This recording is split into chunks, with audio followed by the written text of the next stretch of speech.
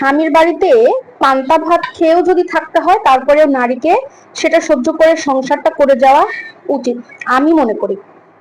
কারণ যখন একটা নারী স্বামীর বাড়িতে থাকবে, তখন আশেপাশের অনেক পুরুষ ওই নারীকে বলবে বা লোক দেখাবে, তুমি তো আসলে এটার যোগ্য না, তুমি এত সুন্দর একটা মেয়ে, তুমি এত ভালো দেখতে, তোমার তো কোনো কিছুতে কমতি নাই, তুমি ভালো ফ্যামিলি থেকে বিলং করছো, তোমার কি এগুলা মানায় বলো? তার থেকে ভালো একটা কাজ করো, আমি তো তোমাকে ভালোবাসি জানোই, আমি তো তোমাকে পছন্দ করি, তুমি আমার কাছে চলে এসো, দেখবে আমি তোমাকে মাথায় করে রাখবো, আমি তোমাকে রানী করে রাখবো। এক কথায়, একটা নারী যখন স্বামীর বাড়িতে থাকবে, তখন বাইরের পুরুষরা তাকে অনেক কিছু স্বপ্ন দেখাবে। একটা নারী যখন বাইরের পুরুষের কথায় স্বপ্ন দেখে বিশ্বাস করে, তখনই ওই নারীটা আসল দুনিয়া বুঝতে পারবে, দুনিয়াটা যে কতটা কঠিন বুঝতে পারবে। এই যে স্বপ্ন দেখিয়েছে, তখন যখন বের হবে স্বামীর ঘর থেকে, পান্তা ভাত যে জুটেছিল সেটাও তার কপালে থাকবে না, বিরিয়ানি তো অনেক পরের কথা। হুম। তো এই হচ্ছে ব্যাপার, আমাদের সমাজে এরকম অনেক নারী আছে যারা স্বামীর সংসারে থাকতে স্বামীর মর্মটা আসলে বুঝতে পারে না।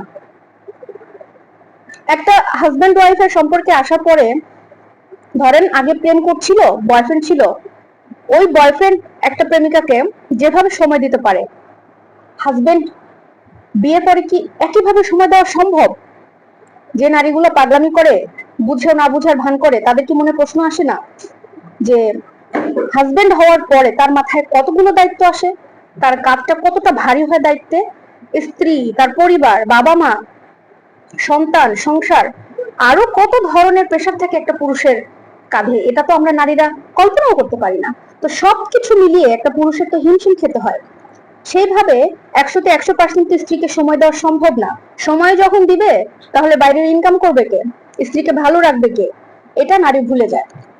ওই যে কথায় আছে না, নারীর যখন যৌবনের চাহিদা বাড়ে, তখন সে আহ স্বামী তখন হচ্ছে ব্যস্ত হয়ে পড়ে, নারী তখন তার যৌবনের চাহিদা দেখায়। আবার যখন স্বামী স্ত্রীকে ভালোবাসতে আসে, তখন স্ত্রী টাকার চাহিদা দেখায়, তাহলে পুরুষটা যাবে কোন দিকে?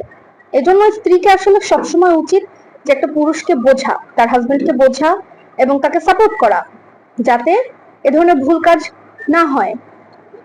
একটা স্বামী একটু সময় কম দিলেই চলে যাচ্ছে আরেকটার সাথে কথা বলতে, আমার স্বামী আমাকে সময় দেয় না রে, হুম, আমার স্বামী আমাকে ভালোবাসে না রে, এটা কোনো কথা? সব বন্ধুদের উদ্দেশ্যে আমি একটা কথাই বলবো, নিজেদেরকে একটু ধৈর্য ধারণ করো, একটু সাবলীল হও। স্বামী অবশ্যই তোমার ভালোর জন্য কষ্ট করে, তাই তাকে একটু বোঝো, তাকে ভালোবাসো, তাকে সম্মান করো।